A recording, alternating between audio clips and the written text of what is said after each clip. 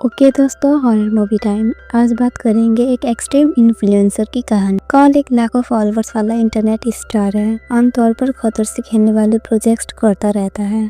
एक दिन उसे और उसके दोस्तों को रशिया में एक एक्सट्रीम एस्केप शो में पार्टिसिपेट करने का इनविटेशन मिला। अपने इन्फ्लुएंसर स्टेटस को देखते हुए वो फौरन रशिया के लिए निकल पड़े। एयरपोर्ट पर लैंड करते ही उसका दोस्त डैश ने एक स्टंट किया, सीधा सिक्योरिटी चेक के अंदर घुस गया। अगली बार जब वो मिला तो 2 पुलिस ऑफिसर उसे पकड़ चुके थे। लैंग्वेज प्रॉब्लम की वजह से कॉल ठीक से बात नहीं कर पा रहा था, पर ऐसा लगा कि पुलिस वाले गोली मारने की बात कर रहे थे। तभी एक सन ग्लासेस पहने आदमी आया। उसने पुलिस को कुछ दिखाया और वो फौरन चले गए। गोली मारने की बात भी भूल गए। जब उस आदमी ने सन ग्लासेस उतारे, डैश ने पहचाना ये तो उनका होस्ट एलेक्सी था। एलेक्सी आजकल काफी सक्सेसफुल हो गया था, इवन मर्सिडीज चला रहा था। सबको वेलकम करने के लिए एलेक्सी ने सीधा 5 स्टार होटल बुक किया और फिर एक बार ले गया। जब कॉल फैंस के साथ फोटो ले रहा था, पीछे डैश को एक गंजे बॉस यानी विक्टर ने परेशान करना शुरू कर दिया। कॉल लड़ने गया तो विक्टर ने उसका गला पकड़ लिया। एलेक्सी ने छोटा चाकू निकाला पर विक्टर ने सीधा असली गन निकाल ली। सिक्योरिटी गार्ड के आने पर ही मामला शांत हुआ। इस सब के बाद सबका मूड खराब हो गया था और कॉल को दोस्तों की सेफ्टी से ज्यादा चिंता ये थी कि ये सब रिकॉर्ड हुआ कि नहीं। अगले दिन एक्सट्रीम चैलेंज से पहले उन्होंने शहर घूमने का डिसाइड किया। ड्राइवर एंड्रॉय ने ये सोचकर कि उनके पास पैसे नहीं होंगे, उन्हें एक नोट का रोल दिया। फिर वो कैफे गए, बिल पे करने लगे तो वेटर ने बताया कि बिल ऑलरेडी पेड है। वेटर ने वो नोट भी उठाया जो कॉल से गलती से गिर गया था। रात को एक्सट्रीम चैलेंज शुरू हो गया। शुरू होने से पहले एलेक्सी ने खास तौर पर कहा कि जो भी होगा सब शो का पार्ट है और सब सेफ रहेंगे। शो शुरू हुआ। कॉल के सर पर कपड़ा डाला गया और उसे एक अनजान रूम में ले जाया गया। उसे दिए गए टाइम में रूम से की ढूंढनी थी ताकि वो अपने बाकी साथियों को बचा सके। कॉल ने पास में एक बॉडी देखी जिस पर निशान बने थे और पास में सर्जिकल टूल्स रखे थे।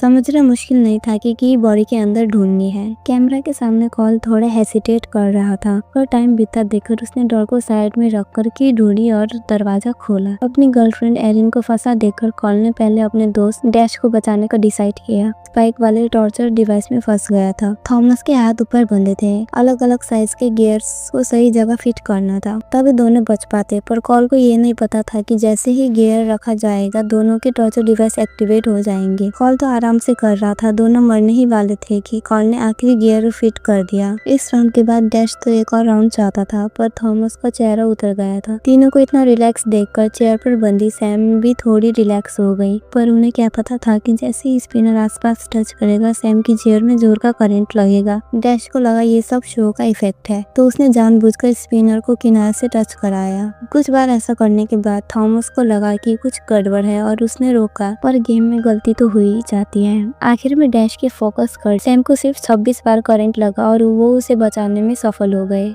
जब ये लोग इस बात पर बहस कर रहे थे, एरिन जिस बॉक्स में बंदी थी उसमें तेजी से पानी भरने लगा। उनके सामने 2 जार थे, एक 3 लीटर का और एक 5 लीटर का। उन्हें इस जार का यूज करके ठीक 4 लीटर पानी निकालना था। ये उनके लिए मुश्किल हो गया, लेकिन अक्सर चश्मे वाले ही सबसे स्मार्ट होते हैं। तो थॉमस ने 5 लीटर वाले जार से पानी भरा, उसे 3 लीटर वाले में डाला। 5 लीटर में 2 लीटर बचा, फिर 3 लीटर वाला खाली करके बचा हुआ 2 लीटर उसमें डाला। फिर 5 लीटर वाला दोबारा भरा और उससे 3 लीटर वाले को, जिसमें 1 लीटर की जगह थी, पूरा भर दिया। इस तरह 5 लीटर वाले में ठीक 4 लीटर पानी बच गया। लेकिन अब एक बड़ी प्रॉब्लम थी। पूरा बॉक्स सील था और की एरिन के हाथ में थी और पानी उसके सर के ऊपर जाने वाला था। सबने ऊपर से टैंक खोलने की कोशिश की, पर वो हिला तक नहीं। अपनी गर्लफ्रेंड को डूबते देख कॉल ने कैमरा पर रोकने को कहा, पर कोई रेस्पॉन्स नहीं आया। तब तक उनका बाहर जाने का दरवाजा भी लॉक हो चुका था। जैसे ही एरिन की सांसें रुकने वाली थी, कॉल ने गियर से टैंक पर मारना शुरू किया, पर शीशा काफी मजबूत था, टूट ही नहीं रहा था। तभी कॉल को याद आया ऊपर से पानी का पाइप तोड़ना है। उसके लगातार कोशिश करने पर पाइप टूटा और अधमरी एरिन को बाहर निकाला गया। उसमें बिल्कुल जान नहीं थी, लेकिन जैसे ही उसने सुना कि कॉल उसे आर्टिफिशियल रेस्पिरेशन देने वाला है, वो जैसे चमत्कार से जिंदा हो गई। पर गेम का टाइम कब का खत्म हो चुका था। नॉर्मल तो कोई उन्हें बताने आता। जब उन्होंने दरवाजा खोला तो सीन ही पलट गया था। वही गंजा बॉस विक्टर वहाँ कंट्रोल में था। सबकी शॉक के बीच उसने सैम को गोली मारी और वो वहीं खत्म हो गई। फिर सबको बांधकर एक गाड़ी में डाल दिया गया और ये विक्टर का ड्राइवर वही एंड्रॉय निकला जो उन्हें शहर घुमा रहा था। कुछ देर बाद कॉल के सर से कपड़ा हटाया गया। उसमें पास में तगड़े आदमी और टॉर्चर करने का सामान देखे। उसके मन में एक अजीब सी फीलिंग आई। तभी एक मिस्टीरियस स्ट्रीमर सामने आया, हाथ में गन लिए। वो भी कॉल की तरह एक इन्फ्लुएंसर था।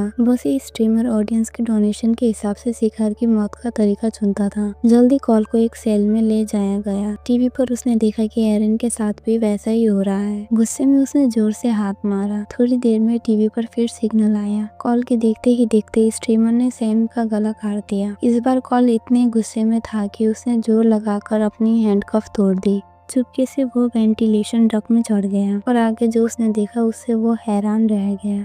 स्ट्रीमर एक चेंसो से डैश पर हमला कर रहा था और डैश दर्द से चिल्ला रहा था। स्ट्रीमर ने उसका एक हाथ काट दिया। तभी कॉल से गलती से आवाज हो गई और स्ट्रीमर ने उसे देख लिया। दो तगड़े गार्ड उसके पीछे भागे। एग्जिट पास ही था। कॉल ने आसपास की चीजों का फायदा उठाया और आवाज करके गार्ड को डॉज किया, पर वो एक पासवर्ड वाला दरवाजा था। अचानक उसे वो नोट याद आया जो एंड्रे ने उसे कैफे में छोड़ा था। उसने नोट पर लिखे नंबर डाल दिए और दरवाजा खुल गया। वो बाहर निकल गया। बाहर एंड्रे इंतजार कर रहा था। कॉल सीधा उससे भिड़ने गया। एंड्रे ने कहा कि उसके पास पहले कोई चॉइस नहीं थी, अब वो बस एक अच्छा इंसान बनना चाहता है। उसने अपनी कार की भी कॉल को दे दी। तभी दो गार्ड बाहर आए। उन्हें जमीन पर बड़ा नोट दिखा और वो एंड्रे को अंदर खींचकर ले गए। कार में बैठा कॉल कंफ्यूज हो गया। वो दोस्तों को छोड़कर भाग जाए या एक मर्द की तरह लड़ने वापस जाए। कुछ सोचने के बाद कॉल ने वापस जाने का डिसाइड किया। जल्दी वो थॉमस के रूम के पास पहुंचा और उसे बचा लिया, लेकिन थॉमस की आंखें जा चुकी थी। उसे कुछ दिख नहीं रहा था, इसलिए दोनों छुपते छुपाते आगे बढ़ने लगे। कॉल को अपने इन्फ्लुएंसर बनने का डिसीजन पर रिग्रेट होने लगा। तभी थॉमस ने अपनी हैंडकफ तोड़ी और जोर की आवाज हो गई। दोनों एकदम अलर्ट हो गए। खुशकिस्मती से गार्ड ने उन्हें नहीं देखा।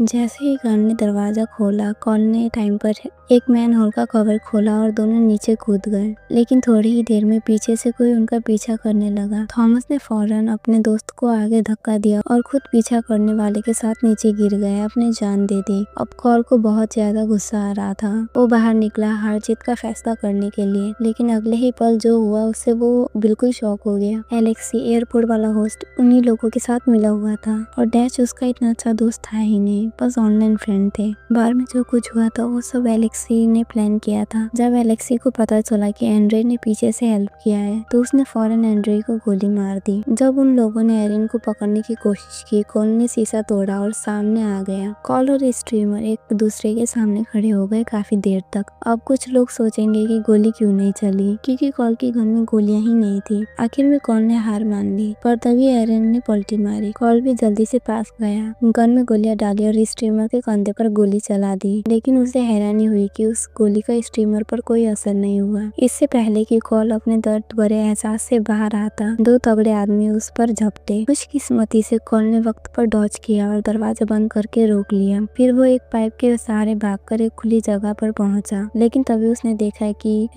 उसने देखा कि वो दोस्त एलेक्सी, जिसकी वजह से वो और उसके दोस्त इस बुरी हालत में पहुंचे थे, उसी के सामने था। गुस्से में होने की वजह से कॉल फौरन आगे बढ़ा। एक के बाद एक मुक्के एलेक्सी के चेहरे पर बरसाए, पर जो किसी ने नहीं सोचा था वो हुआ। पीछे की बड़ी स्क्रीन चमक उठी। सभी लोग, Erin, Dash, Thomas, Sam, Andre, Victor, streamer, सब स्क्रीन के पीछे से बाहर निकल आए, जिंदा और सही सलामत। ये देखकर कॉलर वहाँ मौजूद सब लोग हक्के बक्के रह गए, क्योंकि आज जो कुछ भी हुआ वो सब पहले से अरेंज किया गया था। मकसद था कॉल के लिए एक ऐसा रियल सिनेरियो बनाना जिससे वो डर, गुस्सा और बचने की कोशिश की असली फीलिंग दिखा सके, जिसे लाइव स्ट्रीम किया जा सके। और अब जो वायरल फेम और व्यूज उसे चाहिए थे वो उसे मिल गए थे। लेकिन इस प्रोसेस में अनजाने में ही सही, वो दुनिया की नजरों में एलेक्सी का कातिल बन गया था, जबकि सब कुछ महज एक बहुत ही खतरनाक और घटिया किस्म का प्रैंक था। क्या सच में यही नतीजा वो चाहता था? यहीं पर फिल्म खत्म हो जाती है। तो दोस्तों, ये एंड हमें सोचने पर मजबूर करता है कि सोशल मीडिया फेम की असली कीमत क्या हो सकती है। क्या कॉल को वो मिला जो वो चाहता था, या उसने अनजाने में सब कुछ खो दिया? आज के लिए बस इतना ही।